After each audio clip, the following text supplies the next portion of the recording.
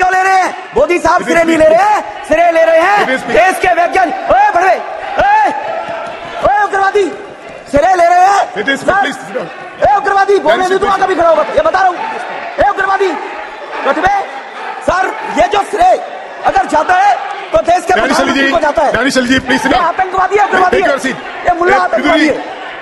Sir अभी मैं बताना चाहता हूँ, अधीर रंजन जी अभी शोर मचा रहे थे, लिख पढ़ रहे थे। लोकसभा में बीजेपी सांसद ने बीएसपी मुस्लिम सांसद को कहा आतंकवादी, कहा चुप बड़वे, आतंकवादी और उग्रवादी तक कहा, जमकर दी भर भर के गालियां।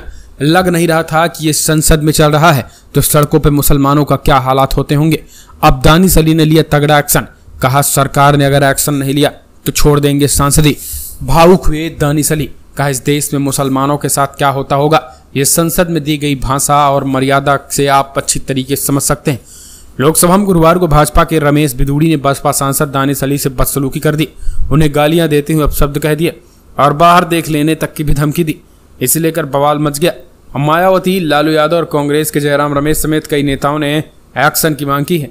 इसी बीच दानिश अली ने कहा है कि वो बेहद आहत हैं और अपमान के चलते रात भर नहीं सो सके। उन्होंने यहाँ तक कहा कि यदि बिधूड़ी के खिलाफ एक्शन नहीं हुआ तो फिर आने वाले समय में वो संसद छोड़ने पर भी विचार करेंगे।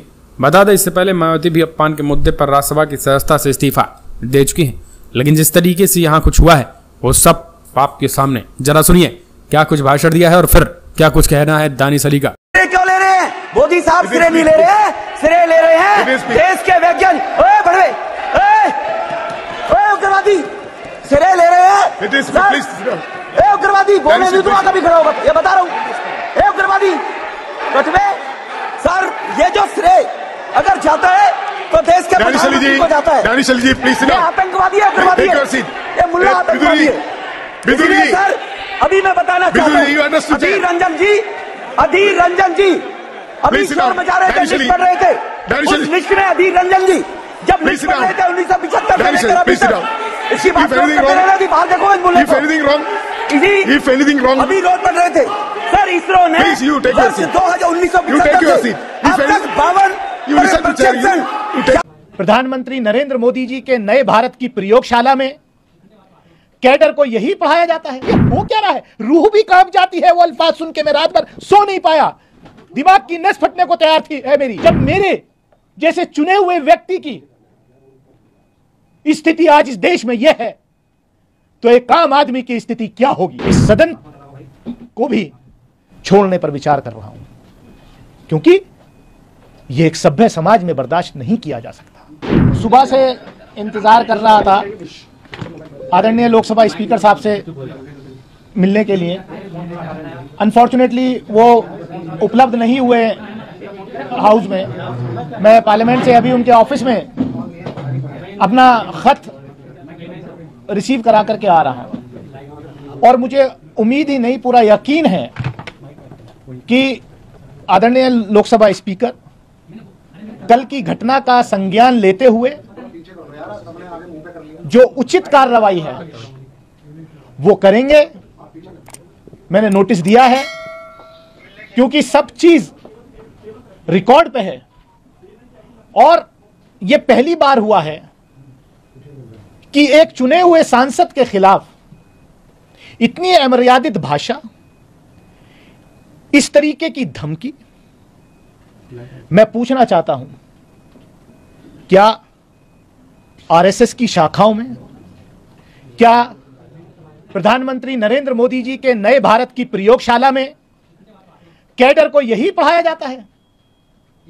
जिस तरीके का कल दुनिया की लोकतंत्र की, we are mother of democracy according to honourable prime minister and we are proud of it, उस मदर ऑफ डेमोक्रेसी के टेंपल में एक चुने हुए सांसद के खिलाफ जिस तरीके के अल्फाज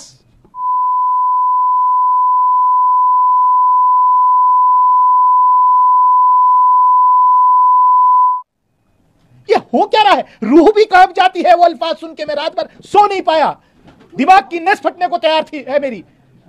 मैं इंतजार कर रहा हूं कि मैं करूं तो करूं क्या, जब मेरे जैसे चुने हुए व्यक्ति की स्थिति आज इस देश में यह है तो एक आम आदमी की स्थिति क्या होगी? मुझे उम्मीद है कि मेरे साथ न्याय होगा। आदरणीय स्पीकर साहब कार्रवाई करेंगे, नहीं तो मैं भरे मन से इस सदन को भी छोड़ने पर विचार कर रहा हूं, क्योंकि यह एक सभ्य समाज में बर्दाश्त नहीं किया जा सकता। क्या है? क्या हम इसलिए चुन के आते हैं? क्या देश को आजादी इसलिए दिलाई गई थी? क्या हमारे पुरखों ने कुर्बानियां इसलिए दी थी इस देश की आजादी के लिए कि जब हमारे प्रतिनिधि चुन करके जाएंगे तो उनको यह सुनने को मिलेगा? दुनिया के अंदर आज देश की क्या तस्वीर आपने खींच के रख दी है?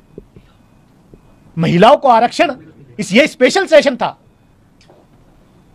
75 साल अमृतकाल में हम गए हैं, पार्लियामेंट की नई बिल्डिंग में हम गए हैं, महिलाओं के आरक्षण के लिए यह संसद का सत्र विशेष रूप से बुलाया गया।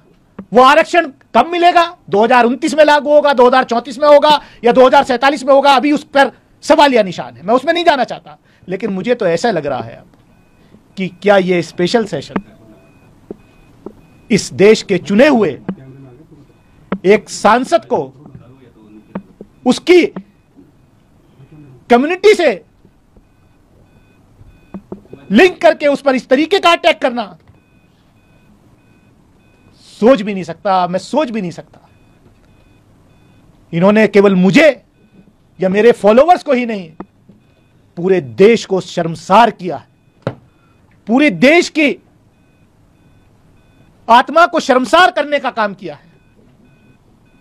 अब बस देखना इतना है कि रमेश विदुड़ी जी के खिलाफ, honourable member of parliament Lok Sabha के खिलाफ उनकी पार्टी कोई कार्रवाई करती है या नहीं, या देश ये इंतजार करे कि कब उनका प्रमोशन होकर के उनको केंद्रीय मंत्रिमंडल में शामिल किया जाएगा। क्योंकि शायद ये कंपटीशन हो गया है भाजपा के नेताओं में कि आप ऐसा कीजिए, आप ऐसे बयान दीजिए। पहले तो संसद के बाहर ही होते थे, अब संसद के अंदर भी मारने की धमकियां दी जा रही हैं। बाहर तो धमकियां बहुत बार नेताओं ने, इनके मंत्रियों ने, सबने दी हैं। लेकिन ये सोचना पड़ेगा कि हम इस देश को अमृतकाल में किस तरफ ले जा रहे हैं। आप तो बड़े सॉफ्ट रिसेप्शन हैं, कैसे हो गया? सर्कमस्टेंसेस क्या बना था जब आप वहां थे मौजूद? सर्कमस्टेंसेस कुछ नहीं था। हम तो चंद्रयान पर चर्चा चल रही थी। देश को गौरव है, हर कोई देश के साइंटिफिक कम्युनिटी को बधाई दे रहा था। हमने भी पार्टिसिपेट किया। जब बीजेपी के सांसद रमेश विदुड़ी जी बोलने को खड़े हुए तो उन्होंने अपने भाषण की शुरुआत में कुछ ऐसे अल्फाज यूज किए, खासतौर से आदरणीय प्रधानमंत्री जी के बारे में, कि लोग विपक्ष को एड्रेस करते हुए कि कुछ लोग इस देश में ऐसा सोचते हैं।